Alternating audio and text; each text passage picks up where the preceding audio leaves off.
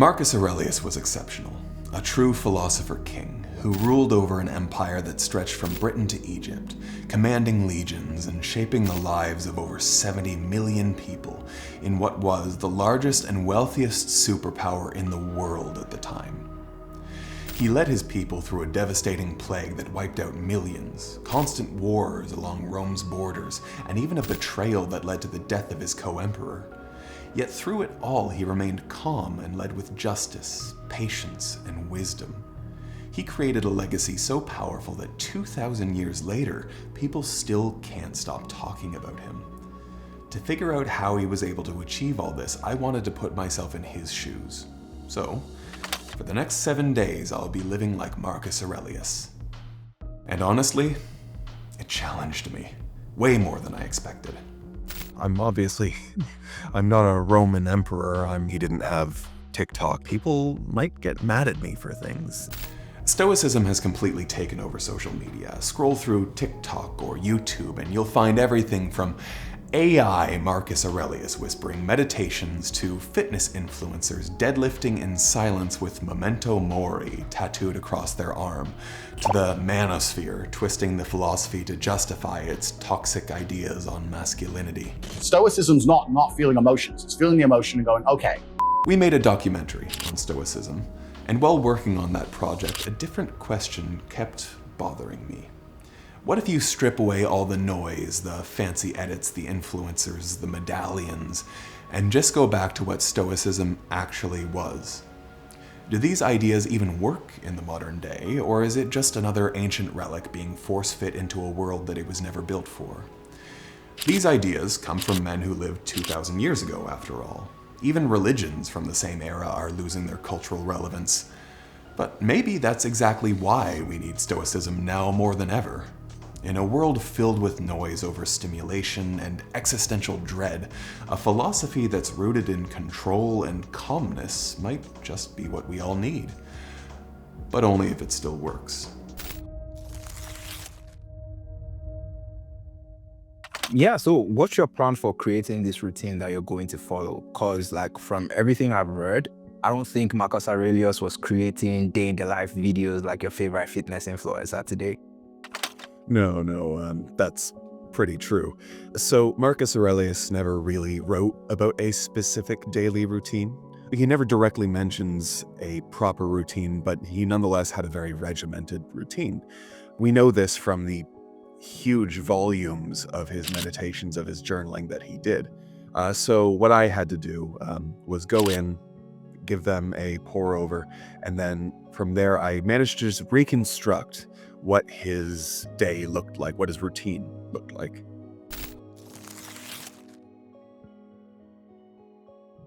Take 10 minutes to go to a news publication and skim the stories. When one of those stories provokes an emotional reaction, remind yourself that it is beyond your control. Say it to yourself until that feeling dissipates. Good morning. It is day 1 of my 7-day journey through the daily life of Marcus Aurelius. I really wanted to perform this exercise as a supplementary material to my studies in Stoicism. I've been researching it for a video or two, and I wanted to flesh those out by doing this.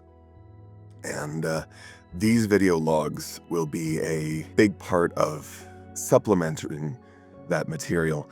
Something about Marcus Aurelius is he was an avid journaler, and that was part of his Stoic practice. He journaled everything from the morning, the afternoon, and the evening, and that was all wrapped into helping him be a better leader and a better Stoic. So I'm going to be recording these video journals. Just because of the realities of my work, I don't know if I'll be able to do a morning, an afternoon, and an evening. If I can, I will. But otherwise, I will be checking in at least once a day with my findings on certain parts of this experiment. And I'm really excited to try it out. This step is like a warm-up for reacting calmly regardless of what comes your way for the rest of the day. It's the most important goal for Marcus and the Stoics, and it ties deeply into their understanding of the universe. For the Stoics, the world is organized based on a rational principle that governs the universe and everything in it, including us. It's controlled by an all-pervading force referred to as logos. Yeah, I've heard that word logos before. Isn't that the name that Jesus is referred to as in like the Greek New Testament? Yep, that's true. But here we have a totally different interpretation. Logos isn't God like in the Bible, it's more of a spiritual power or an intelligence that underlies all things. It has been referred to separately as nature, the universe, or even the divine. But it's a rational design that connects everything, and it can also take on different forms and different things. So, for instance, in humans, the logos comes in the form of our faculty to reason as humans. Oh, that's pretty interesting. So it's kind of like, the chi that you have in some Asian cultures. And actually, funny enough, in Igbo culture, where I come from, there's also a very similar concept that also has a very similar name, just a slightly different pronunciation. So we call it chi, while they say chi. But it's roughly the same thing. So it's just very interesting to see that, these different ideas kind of show up differently across different cultures. That's fascinating. Thanks for teaching me about that. Yeah, it's a very similar force to chi. It's an impersonal power that kind of governs the universe, keeps the wheels moving. So the Stoics understood the universe to be causally determined by this intelligence. And since it's rationally designed, everything that happens works towards a greater good or kind of an end state, even if it doesn't appear to us that way in the moment, even if everything kind of looks random to us. The causal chain of events is believed to be completely unbreakable and beyond the control of any one being. While what happens is not in our control, for the Stoics, our reaction to what happens is very much our responsibility. We can use our reason to control our emotions and react calmly when things happen to us. We can suspend judgment on what appears to be a tragedy, acknowledging that what happens is beyond our control and ultimately for the good. In Meditations, Marcus reinforces this belief by preparing himself in the morning to react to the universe with tranquility and without emotion. The second chapter opens with such a reminder. When you wake up in the morning, tell yourself, the people I deal with today will be meddling, ungrateful, arrogant, dishonest, jealous, and surly. No one can implicate me in ugliness, nor can I feel angry at my relative or hate him. Doing this first thing in the morning is an attempt to reinforce this idea in our minds. Like Marcus, we will prepare ourselves for the inevitable hardships of the day by reminding ourselves that they are beyond our control. By reading news stories and practicing our calm reactions, we are reinforcing this idea in our minds. These global issues may seem terrible, but they are ultimately beyond our control. But, forgive me for asking, why Marcus Aurelius? Like, amongst all the philosophers, why him? Okay, that's a great question. When I started researching for this, I was looking into it from the mindset of, if you're going to take life advice, or if any human being, if our viewers are going to be taking life advice from any historical figure throughout time, who would it be? And, I put a lot of thought into it, and I asked a lot of different people what their opinions on this would be. And 5 times out of 10, people would say Marcus Aurelius. That's entirely justified, in my opinion. He was a great ruler who wasn't just powerful, but also incredibly wise. There's a concept that I learned about way early on about the philosopher king, and it was fascinating to my teenage self. It's this idea of an intelligent leader who's also a philosopher, but also wise and compassionate and capable. But Marcus wasn't even just a philosopher king in the academic sense. He was something even more rare. So when we think of philosophers, we imagine people who develop new schools of thought, like, Epictetus, who developed Stoicism in a way, or Camus, or Nietzsche, or people like that. But Marcus Aurelius didn't spend his day trying to develop this new idea. Instead, he just lived that philosophy. He took these teachings seriously, not just in theory, but also in practice every single day. He lived by these. And as the emperor of Rome, but not only the emperor of Rome, as a father, as a regular human being like the rest of us, he tried to embody those values that he believed in, and he lived them 100%. He took philosophy almost as seriously as a devoutly religious person would, with the only difference being that he was ready to accept truth wherever he found it. Unlike most religions today, Marcus wasn't bound by dogma. Though he considered himself a student of philosophy in general, by his writings we can tell that he had a strong foundation in Stoicism, and was most inspired by the works of Epictetus, a Stoic philosopher in the more traditional sense. That said, Marcus didn't limit himself to just one tradition. In Meditations he often quotes Plato and Heraclitus, both of which are powerful figures of Greek philosophy. But he doesn't put their ideas against Stoicism. Instead, he integrates them by following the common threads. At the time, philosophy wasn't about factions. They weren't as obsessed with divided lines as we are today, and were more interested in where their ideas overlapped. And Stoicism itself didn't start in Rome. Like so many Roman customs, it was imported from Greece. It began with Zeno of Citium, a merchant whose shipwreck left him nothing. That loss led him to Athens, where he stumbled into a philosophy bookshop and then into a whole new way of thinking. From there, Stoicism evolved into a major school of thought, and when Rome conquered Greece, Stoicism became one of the most influential philosophies in the empire. With the Roman Stoic Epictetus, the ideas became more grounded and practical, and Marcus took that practicality even further. He cared less about grand theories and more about how to live well. His concerns were deeply ethical and metaphysical. Why are we here? What is the right thing to do? How do we live with integrity? This is exactly why Marcus is the perfect subject to emulate if you want to live a better life.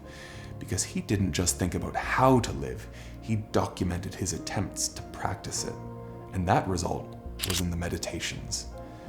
It's often called a self-help book, but that undersells what it really is. Meditations wasn't written for an audience. It wasn't a manifesto or a guidebook. It was more like a journal or a personal academic notebook where you write all the things you want to remember for the test. Only that his test was life. Marcus Aurelius was a very curious man. He didn't limit himself to just one way of thinking, but instead allowed himself to get inspiration from different philosophies, following common threads and integrating them into his own life. There is no company that embraces and celebrates this curious spirit like Curiosity Box, the sponsor of today's episode. Curiosity Box is a subscription box created by Vsauce, one of my favorite YouTube channels on the platform. Each box is packed with science, math, and art-themed items designed to spark and nurture your love of curiosity and exploration. Like this box here that comes with a History of Earth jigsaw puzzle that lets you recreate the timeline of evolution of life on Earth on a spiral puzzle. It just looks so cool. This is the kind of puzzle you keep as an art piece when you're done. You also get chopsticks that double as slide rules, this pretty cool looking shirt, a high-quality prism that creates rainbows out of sunlight, and this amazing book that includes 70 different mind-bending puzzles that make you question how smart you really are. The Curiosity Box isn't just your regular subscription. Each box is individually designed and curated to give you an experience that makes you appreciate the beauties and mysteries of our world. To get this summer box and all the cool boxes they send every few months, go to curiositybox.com/bodydeckaperture or click the link in the description and use code APERTURE30 for 30% off your first box or $19 off the annual plan. Plus, if you use our special link and enter the code BODYDECK, you'll also get the iconic Body Deck completely for free. And if you sign up for an annual plan, you'll also receive a free Dennery dice with your subscription. That's 3 exclusive bonuses. And it doesn't get better than that. Stay curious with the Curiosity Box. Turn notifications off on your phone, and try to use it only when it contributes to your main goal, such as finding your way to a meeting. So that was actually perfect. I had a phone alarm go off, and it completely broke my focus. So this is actually something that it's great that this happened when it did. Marcus Aurelius didn't live with phones, but we do. What I want to try doing as an experiment for this, I'll check my phone at the start of the day, I'll talk to whoever I need to, and then I'll turn it off. I will turn my phone off wholesale, and I won't turn it back on unless it's work-related, or unless I've finished all my other work. And I want to see what that does for my focus. Again, he didn't have TikTok, he didn't have to correspond through his phone, so he didn't have that constant distraction in his face. So I want to bring things as close to parity with my daily routine as with Marcus Aurelius's. So no phones after the very first part of the morning. This step shouldn't be surprising to anyone. Your phone is the sworn enemy of concentration. Focus was very important for the Stoics, and especially for Marcus Aurelius. The emperor frequently reminded himself in meditations to concentrate on his own mind and the important goals at hand. When it allows its action and impulse to be without a purpose, to be random and disconnected, even the smallest things ought to be directed towards a goal. But the goal of rational beings is to follow the rule and law of the most ancient of communities and states. Allowing ourselves to be distracted takes away our focus from important goals and our own minds, which are the only things under our control. By allowing distractions, we let external events dictate our thoughts and feelings. Marcus routinely reminds himself to not take random actions and to treat your ability to control thoughts with respect. It's with this respect for my ability to focus that I said goodbye to phone notifications. I even made sure to keep my phone out of reach so I would not be inclined to check it. Unsurprisingly, I got more work done. According to a study from the University of California, Irvine, it takes an average of 23 minutes and 15 seconds to get back to a task after you've been distracted. If you multiply that by the number of distractions in a day, you end up with a shocking amount of wasted time. While Marcus obviously didn't have access to a phone, such a finding would no doubt revolt him, or I should say, he would calmly describe why you should not let yourself be distracted that way. I also felt calmer in general. Phone interruptions can really add a layer of chaos to your day. There's nothing like trying to put down an idea on a Word document and then seeing that an earthquake just killed thousands of people, or that government neglect led to 1,000 more unnecessary deaths during that same earthquake, and suddenly you're in a news rabbit hole that is making you miserable. Just to be clear, Stoicism does not suggest that we ignore the suffering of others, but that we do not let it impact us emotionally. We can have empathy while still being emotionally grounded. Another important way to avoid distractions is to be present, which leads to our next routine. Practice mindfulness meditation for 10 minutes. It's known to help you focus, especially with regular practice. Hello, this is day 3 of going through Marcus Aurelius's daily routine. And something that I have recently become aware of while going through this routine is the value of taking time to do things that are grounding, but taking time to do things that are grounding in a mindful and meditative and in a productive way. One thing that Marcus Aurelius made note of in his journals that he wrote to himself is that life is always going to be hectic and busy, and you're going to be dealing with people you don't necessarily want to deal with, or you're going to be dealing with events and things in your life that are unpleasant and that will shake up your life necessarily. And he emphasized the importance of finding moments to yourself, finding moments in stillness, finding moments doing things that not only ground you and keep you sane, but also these are things that you can enjoy and you can do, and they're productive. For instance, Marcus Aurelius was very into boxing. He really enjoyed hunting and horseback riding, and he was actually an avid reader as well. And while I go through this routine, I found a lot of joy and a lot of, I'll say, wholeness in taking time to do the things that I enjoy, not just for entertainment, but as a way to kind of bring myself back at the end of the day. I like gardening. I keep a garlic patch. I just harvested it. And I was just slowly going about it. I wasn't speeding. I had a long day. It was very, very busy, very productive. My productivity has gone through the roof, and to an extent, my stress level has as well. Now we're getting into how that gets managed. But I found that while I was tending to my garden, and especially pulling up that garlic, that I was just taking time to breathe, and I wasn't really thinking of anything in particular. It was very, very still and very calm and meditative. And it was through that process I was so incredibly thankful that I had this opportunity to just kind of get back to me. There wasn't any noise or interruptions. It was really perfect, and I was thankful. I was thankful not only for that beautiful moment of stillness. It was so quiet. None of my neighbors were making any noise, which is frankly rare for me sometimes.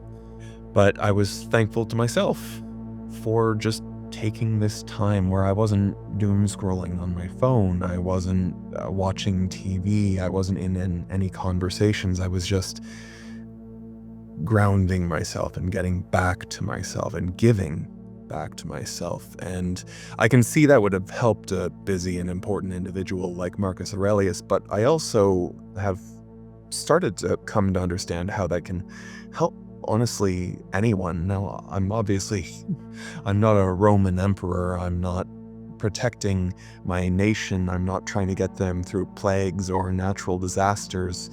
I'm just recording a video blog for people who are interested in philosophy like myself. One point that Marcus often returns to is the idea of being present. You don't need to worry about tomorrow. It's out of your hands. You only have control over your reactions to what comes now. Stop being jerked like a puppet. Limit yourself to the present. To direct your thoughts is to what is said, to focus the mind on what happens and what makes it happen. How can we be calm about what happens in the present if we can't even live in the present? This attitude is a nice way to address the anxieties that prompt us to look too much towards the future. We often neglect the people around us and the things that we have to do by mentally escaping the current moment and worrying too much about what's to come. To develop a routine for being present, we looked even further back than the Roman Empire. Around 5th century BCE, Siddhartha Gautama, known widely as the Buddha, developed a practice called mindfulness meditation. It was a way to quiet the mind by being present, focusing on things like one's breath only. Similar to Marcus Aurelius, the Buddha wanted you to be more in the moment so that you could focus more on what's important. For the Buddha, this meant meditation further on suffering, its cause, and the way out. For the emperor, it was to focus on your mind and primary goal.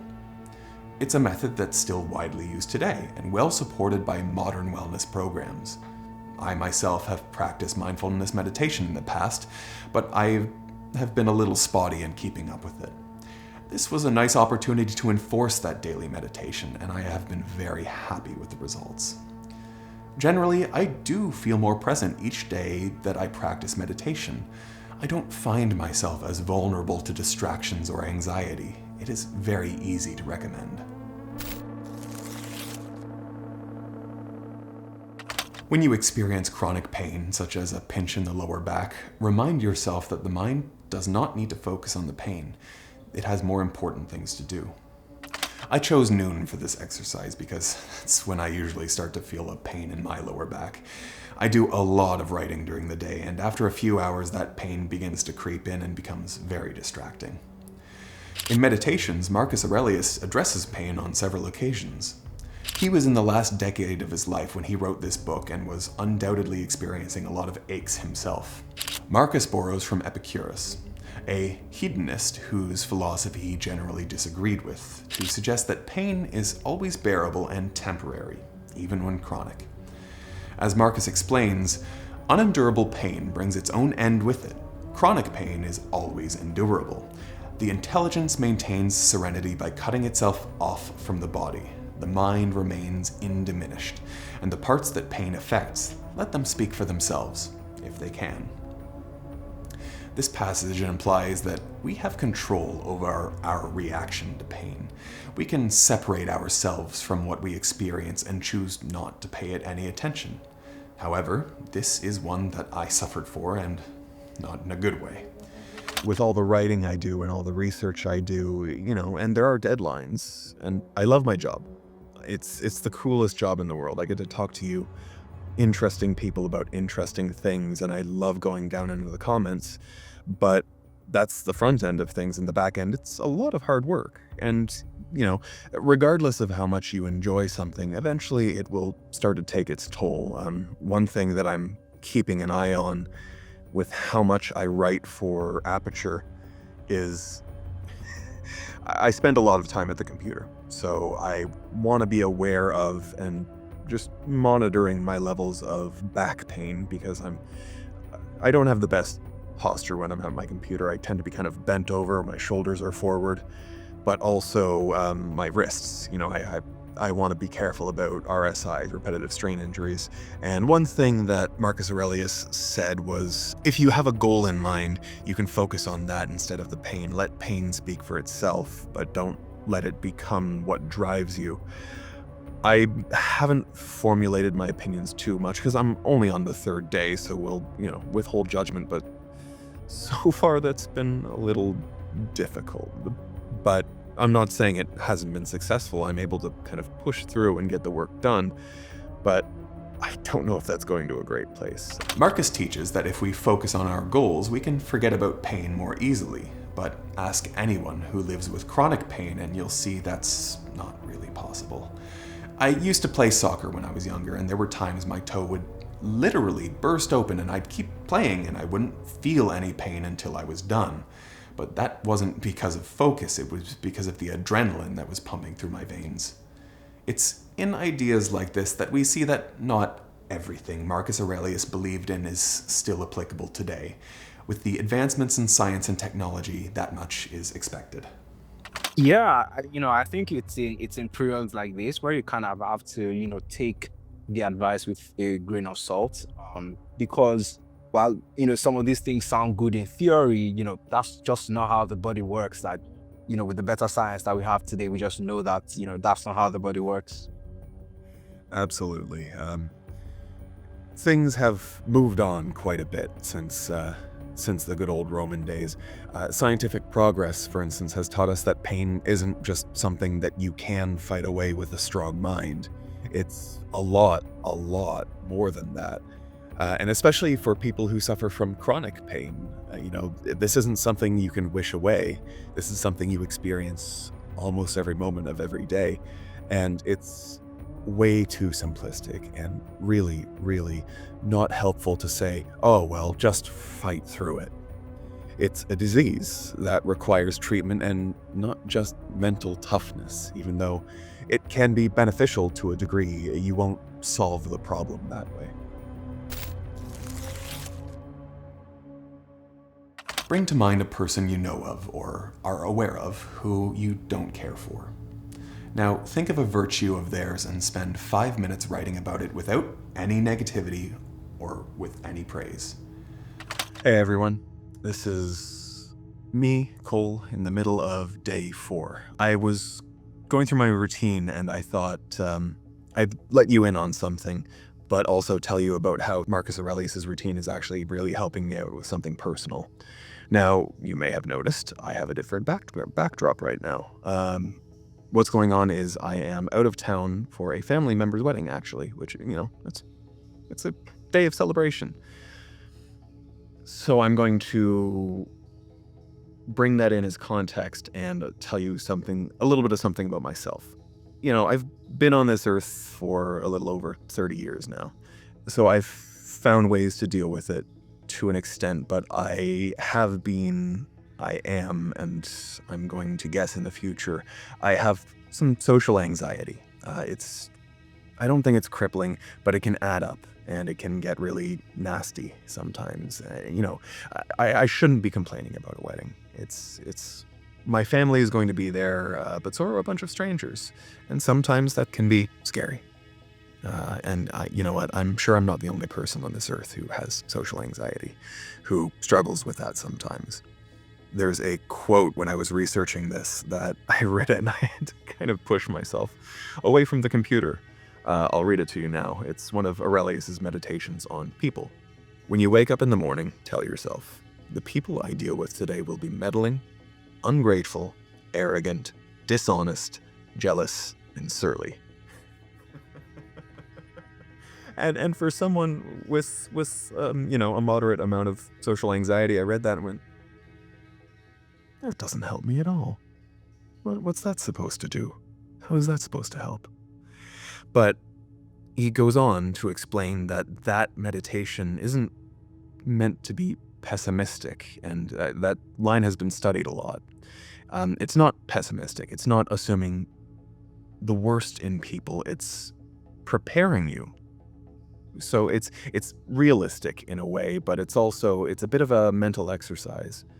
It's something I've been thinking about a lot today because I'm going to have to smile like I mean it. I'm going to have to meet a lot of people I don't know. I'm going to have social encounters that don't go my way. People might get mad at me for things where I don't feel like I've done anything wrong. People might be having a great time. People might be hard to deal with. People might be easy to deal with. These are all things that will happen to me and will happen to everyone who goes out and meets people and is around people. But I think the more I've thought about it, the more I've meditated on it. It sounds very negatively focused, but the line goes on to say, these are things you can't control. You can't control how people are going to perceive you. You can't control how people are going to first see you, what kind of mood they're going to be in, what they've already gone through in their day, what they're going through in their month, their year. They can have any number of things that are going to give them a negative view of you or that are going to cause you some grief in your day. It's one thing to react calmly to the hardships brought on by the natural world, but it's entirely another to deal with other human beings. In his book, Marcus put a big emphasis on other people and humans as social animals. He even considered people to be our proper occupation. This attitude towards others likely stems from his Stoic beliefs, and of course his responsibility as the co-emperor of Rome. For the Stoics, we all share the same logos. To hurt others is to harm the same divine intelligence in us. Rational beings exist for another, as Marcus says. Everything is connected to the logos, and that includes us. Things push and pull on each other and breathe together and are one. Modern society is especially connected. What we do impacts everyone else, even if only in a small way. What happens in one country impacts many others. Writing something scathing online, for example, has the potential to influence and cause harm to many others. Meanwhile, we all share a lot of the same goals and desires. We want to love and get along, for the most part. But at the same time, we shouldn't depend on others for our happiness. We have to be indifferent to how others act towards us. Remember, what happens is all part of a determined universe. It is still beyond our control.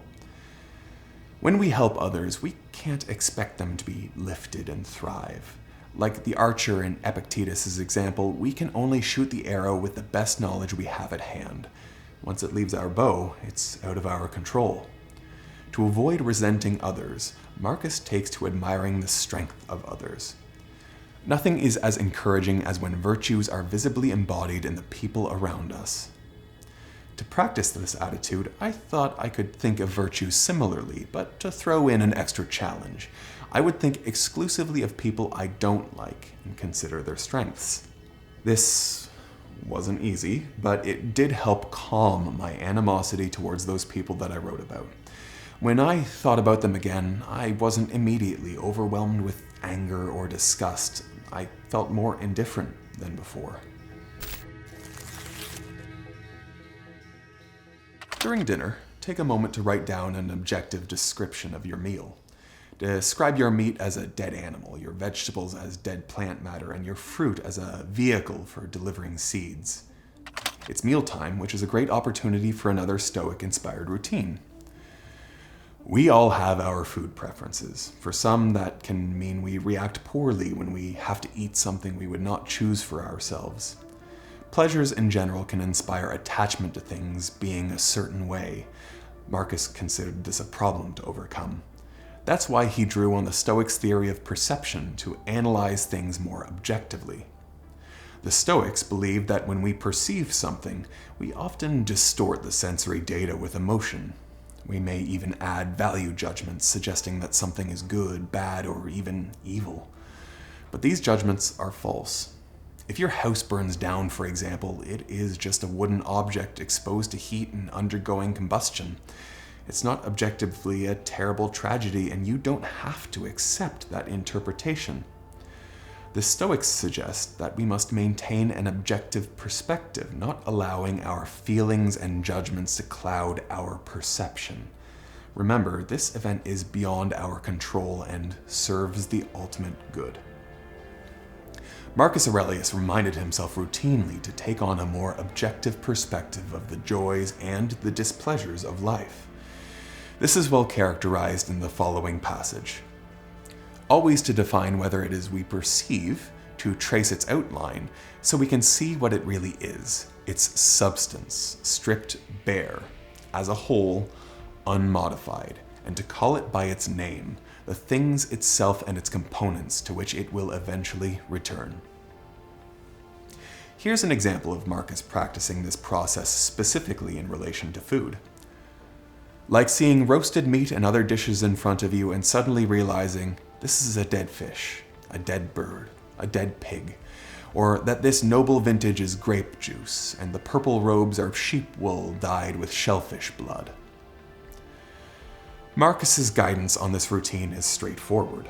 I took out a pen and wrote about my meal using objective terms. I described my pizza as dead plant matter, specifically dead ground wheat and active yeast, bits of rock salt, crushed dead tomatoes, cow fluid intended to feed its offspring transformed into a solid, and you get the idea. I did this every day for a week. And I must say, this is one exercise I do not endorse. Being more objective about my food took a lot of the joy out of it. Dinner felt more like fulfilling a function than a desire. I think we can reach a point where a change of dinner plans does not hurt us and allows us to enjoy it thoroughly. Perhaps this is an exercise to undertake on occasion, but not every day. At the same time, objectively looking at the world is a fairly core Stoic value. Perhaps there's a way to enjoy things that are present but not miss them when they're gone. We could lean more into another value that Marcus addresses. At the end of the day, list one large change that happened recently. Take 5 minutes to describe the shift in neutral language, avoiding any positive or negative feelings. Hello, this is going through Marcus Aurelius's daily routine. Of course, started on day 1, and I've been chewing on it a little bit over the course of the past 3 days, and I think now I'm ready to talk about it. It's not something I wanted to go into half-cocked, it's something I wanted to ruminate on a little bit. And this is a big principle in Stoic philosophy, and that is the memento mori, or remember that one day you are going to die. It's something that charged a lot of Marcus Aurelius's work. Fact about Marcus Aurelius, to anyone who doesn't know, is with his wife he had 13 children. And by the time Marcus Aurelius passed away, only 5 of his children had survived. A regular part of Marcus Aurelius's routine was, as he was going through, tucking his children in, going over the last of his work, thinking about the day that had passed, he would remind himself that this day had been a gift, that he had made it through, that his children and his wife and everything he held dear had made it through the day. He woke up and everything was still intact, was a gift, not something that was given, but something that was earned, something that he could and should be grateful for, because this is something that we aren't as connected to nowadays, but back then, mortality was just around the corner. It could be a plague, it could be any number of things, a nick or a cut that you get on a Wednesday could be a fatal infection by Friday that they just couldn't treat. So Marcus, meditating on how close mortality, how close death was a part of his daily routine. And it was that constant facing down of death, that looking it straight in the eyes, that founded a lot of principles of Stoic philosophy. Be aware that every day that you have is a gift. Be grateful that the logos, the divining force of the universe, has allowed you another day on this earth, and it's what allowed him to undergo a lot of his trials as emperor and as a father and as a husband and as a person, with this strength, with this sense of purpose, because you might not have tomorrow. We live in lives of relative comfort. Most of us do nowadays, and it's not something that feels as present today as it would have back then. We have medicine. The advances in the medical field have been leaps and bounds, and the things that could kill you back in Marcus Aurelius's day are treatable within minutes. So we are a little bit more detached from that grim looming specter, that memento mori, but I think we can all benefit from going into and coming out of a day just reminding ourselves that death comes for all of us, and regardless of what our station is, what our affiliation, who we are, how much money we have, how much money we don't have, we all end up in the same place at the end of the day. And that gives you perspective, and I hope it gives you a sense of gratitude for what you have. As things get hard, or as I'm looking back at what I've done during the day, it has been incredibly useful for me and incredibly gratifying for me to look back on that and say, well, anything could happen. But it's that perspective that ultimately has you wake up at the start of the day and say, you know what? I'm still here.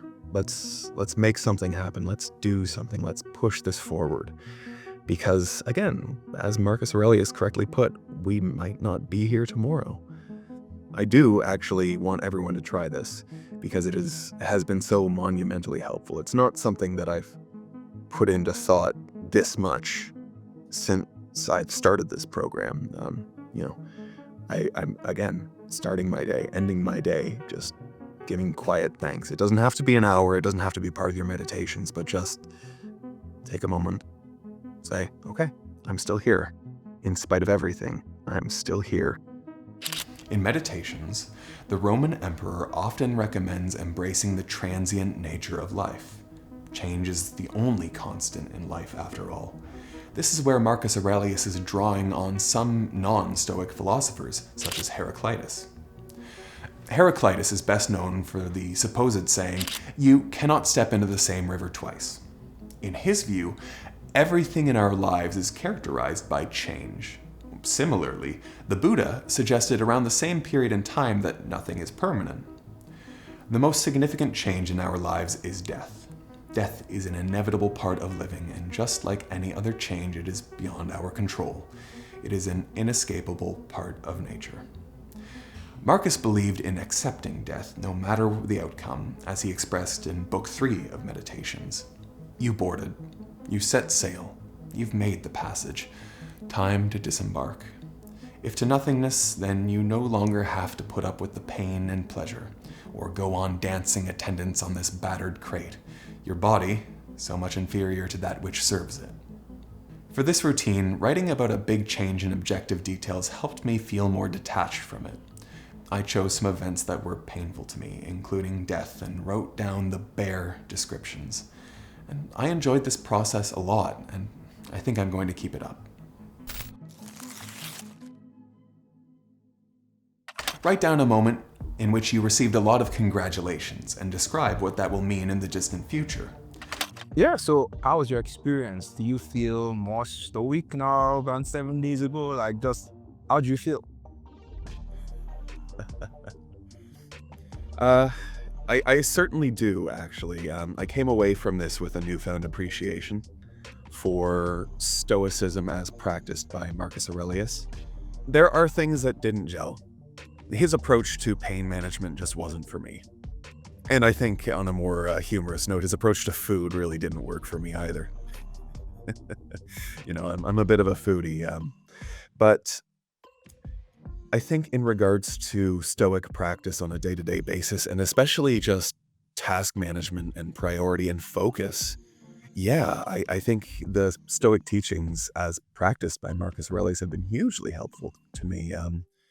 I'm going to be carrying those with me for a long time until something better comes along, until a new method comes along that I can integrate with my lifestyle. But I don't think I would catch flack from Marcus Aurelius for saying that, because that's what Marcus Aurelius himself did. He integrated what worked and got rid of what didn't. That sounds amazing. Marcus often humbled himself by observing the transient nature of life. Everyone dies in the end, whether they are remembered in the history books as great people or whether they lead a solitary life in the hills. Here's a passage that I enjoy a lot. Alexander the Great and his mule driver both met the same fate. In his writing, Marcus often rejected the pursuit of praise and applause. If everything perishes, what does your reputation matter? You'll ultimately be forgotten like fallen trees and old fruit.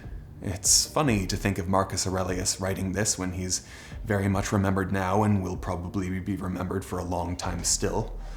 Eventually, however, he will be correct and he will be forgotten. Our pursuit of attention can often get in the way of doing what's best for others and even ourselves. In the social media age, how many of us degrade others for the chance of getting likes and reposts or comments that praise our epic takedowns? For this routine, I decided to think about the heat death of the universe. No matter what we do, we'll not only be gone, but even planet Earth will be utterly irrelevant and for no one and nothing to bear witness. To be completely honest, I found this exercise kind of depressing. Thinking in this way made everything feel kind of irrelevant, and while I do believe pursuing praise too much is obnoxious, we live in an age where our livelihoods often depend on publicly recognized achievements. To get good employment, it's better to have a presence online, especially on platforms like LinkedIn. I can't say I enjoy the modern demand to show our W's at every turn, but it's hard to ignore the reality of our importance in pursuing meaningful work. At the end of the day, write down an emotionally trying experience that you had and how you reacted. It's now time to take stock of my progress as a practicing Stoic philosopher. Life is always going to be hectic and busy, and you're going to be dealing with people you don't necessarily want to deal with. These are things you can't control. You can't control how people are going to perceive you. And regardless of what our station is, what our affiliation, who we are, how much money we have, how much money we don't have, we all end up in the same place at the end of the day. The ultimate goal of this exercise was to see if the meditations of Marcus Aurelius are relevant enough today to impart calmness and tranquility as they possibly did back in his time. Or as Marcus says, to be like the rock that the waves keep crashing over, it stands unmoved and the raging of the sea falls still around it. When I look over the end of the day notes I made documenting my daily progress, I do see some notable changes. By halfway through the week, my reactions genuinely seemed calmer. I started to feel more at ease when a few problems popped up. Things like controlling my emotions to the news, meditation, and daily reflections have genuinely elevated my life and made me a much more peaceful person. And I will definitely be sticking with them moving forward. I do, however, have a fairly big hesitation in recommending a full embrace of this routine. I just wanted to shoot this quick addenda video, probably won't be very long, but I wanted to just say a little bit more about Marcus Aurelius' approach to his own physical health and how different situations are now in our modern day. It goes without saying that we have come to understand a lot more about the human body and health and what we need to do to properly maintain these bodies. And somewhere where Marcus Aurelius and I differ is in a view of the longevity of our bodies. Marcus Aurelius passed away, I believe, in his early 50s. We now expect a longer life in our day and age. And part of that comes with respecting our bodies and respecting our health. And I think there's some virtue in understanding when it's time to stop. When it's getting to be too much for our body. We can push super hard, burn ourselves out, and have some serious problems by the time we're in our middle age. Or we can slow down a little bit, and as much as it seems like we're doing the irresponsible thing by stopping and slowing down and taking stock and making sure we're healthy, I think there's a providence in making sure that over a longer time span, you're able to work more efficiently, but also more safely. Our life expectancy is now into the 80s, and if we take our time and really make sure that we're taking care of ourselves, we can be healthy and capable and a functioning part of society well past when people would have been passing away back in the days of Roman civilization. Because to be quite honest, I found it a bit depressing. Being objective about the joys and pains of life really neutered my responses all around. But hey, maybe that's the price to pay for being a Stoic. Ultimately, I don't think that's a sacrifice I'm willing to make right now, at least not completely. But I do believe that's something Marcus Aurelius would be proud of, because, as I said earlier, he's not one that was bound to one specific way of thinking. He was a big proponent of taking what works from one philosopher and infusing it with another, which is exactly what I'm going to be doing moving forward. And to answer the question we had at the beginning of the video, can Stoicism still help you live a happier life 2,000 years later? The answer to that is no. Definitely not happier. But more peaceful? 100% yes. And I think peace is a more worthwhile pursuit than happiness. Are you a practicing Stoic, or is there anything from this routine that you do regularly? Share your experience with us in the comments section below. We would always love to hear your thoughts. And you can click this video next to watch our documentary on how the manosphere has co-opted Stoicism and turned it into a billion-dollar scam.